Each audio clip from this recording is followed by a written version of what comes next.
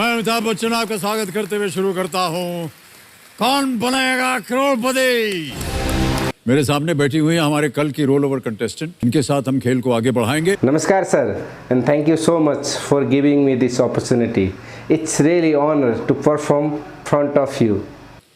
मैं आपको कुछ दिखाना चाहता हूँ। Can we see the video please?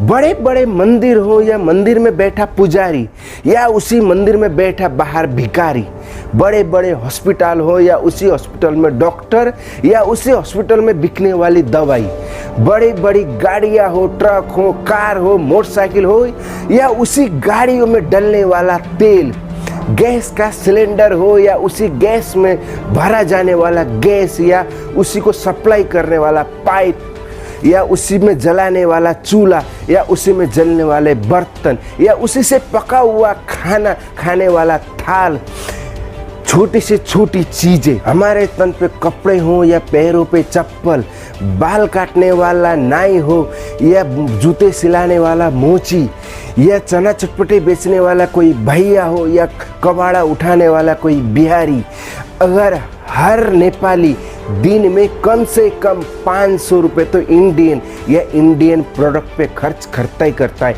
कमाओ अगेन, महीने में नहीं, हफ्ते में नहीं, हर रोज प्रत्येक नेपाली 500 रुपये सिर्फ इंडियन प्रोडक्ट पे खर्च करता है मिनिमम। और 500 रुपये इंटू 3 करोड़ जोड़ लो आप, 1500 करोड़ रुपए हर रोज नेपाल से इंडिया एक्सपोर्ट होता है और आप कहते हो कि तुम्हारे पास है क्या, तुम गरीब हो। वाह क्या बात है, बहुत खूब। इस मंच के माध्यम से मैं दर्शकों से निवेदन करूंगा कि आप और आपका परिवार भी इस बारे में विचार करें। Thank you so much sir for appreciate.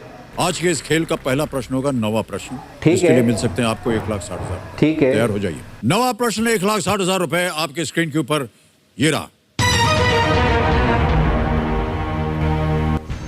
किस देश की संसद ने 2020 में अपने देश का एक नया नक्शा स्वीकृत किया जिसमें भारत के लिपुलेख, काला पानी और लिम्पियाधुरा इन जगहों को भी शामिल किया गया था? Which country's parliament in the year 2020 approved a new map of their country showing the Indian territories of Lipulekh, Kalapani and Limpiadhura as part of it? Option सुनिए। ए भूटान, बी नेपाल, सी म्यांमार, डी चाइना। ये आपका questions पूरी तरह गलत ही नहीं, बकवास है sir. ये सिर्फ भ्रम पैदा करता है। आपको किसने बता दिया है कि लिम्पियाधोरा, लिपुलेख या काला पानी भारत का हिस्सा था? समाचार पत्रों में भी था, इसकी चर्चा हुई थी। समाचार सर, आपको क्या लगता है न्यूज में जो दिखाया जाता है वो पूरी तरह सच होता है? वो भी वो न्यूज जो आपके देश की गोदी मीडिया बनाती है। पूरा विश्व जानता है सर आपके देश की गोदी मीडिया की गंदी गंदी हरकत है। वो लोग टीआरपी के लिए अपनी माँ बहन का बलात्कार करके उनकी भी न्यूज़ दिखा देंगे और आप बात करते हैं समाचारों में आया था। प्लीज सर, ये क्वेश्चंस टोटली गलत है, इसको बदल दीजिए। मैं इसका आंसर नहीं दे सकता क्योंकि ये क्वेश्चंस ही गलत है।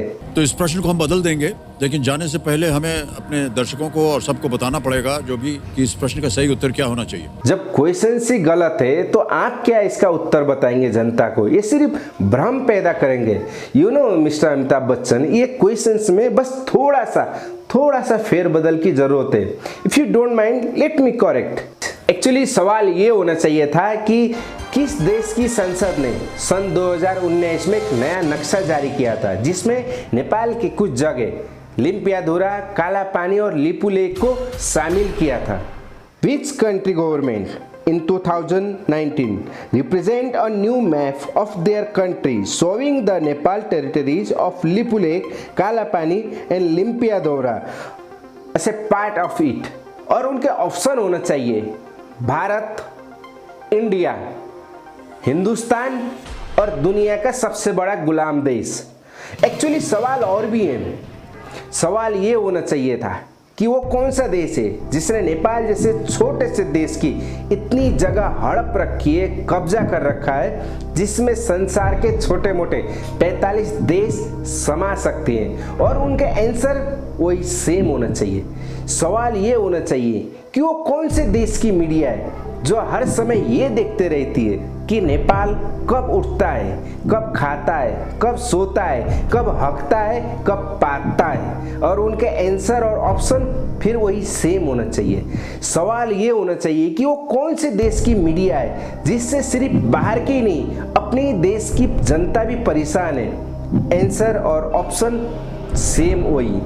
You know mister Amitabh Bachchan, अगर इस सवाल को आपकी कोई गोदी मीडिया करती या फिर आपके कोई बिकाऊ पॉलिटिशियन करते ना, तो शायद हम लोग इसको नज़रअंदाज कर देते, क्योंकि हम लोगों को इसकी आदत पड़ चुकी है। लेकिन आप जैसे सज्जन व्यक्ति जिसकी हम नेपाली बहुत इज्जत करते हैं, बहुत से नेपालियों के आप आइडल भी होंगे, आपको बहुत प्यार करते हैं, उनमें से एक मैं भी हूँ। इसलिए आप जैसे व्यक्ति से इस तरह की घटिया हरकत की उम्मीद नहीं थी। मैं ये भी जानता हूँ कि इसमें सिर्फ आपकी गलती नहीं है। आप एक एंकर हैं, चैनल वालों ने आपके हाथ में एक स्क्रिप्ट थमा दी और आप उसको पढ़ने लगे।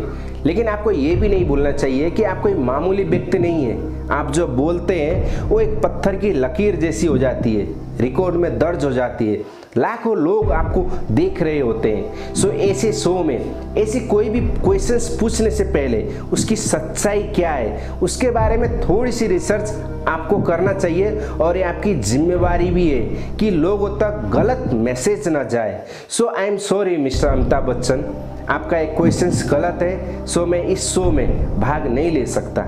शायद एक बार फिर से मुझ पर भारतीय विरोधी होने का टैग लग जाएगा, लेकिन अपने देश, अपनी जन्मभूमि से प्यार करने का मतलब भारतीय विरोधी होना है तो मैं भारतीय विरोधी हूँ। अगर अपने देश का समर्थन करने से जहाँ पे वो सही है मैं भारतीय विरोधी बन जाता हूँ तो मैं 100 बार भारतीय विरोधी बनना पसंद करूँगा।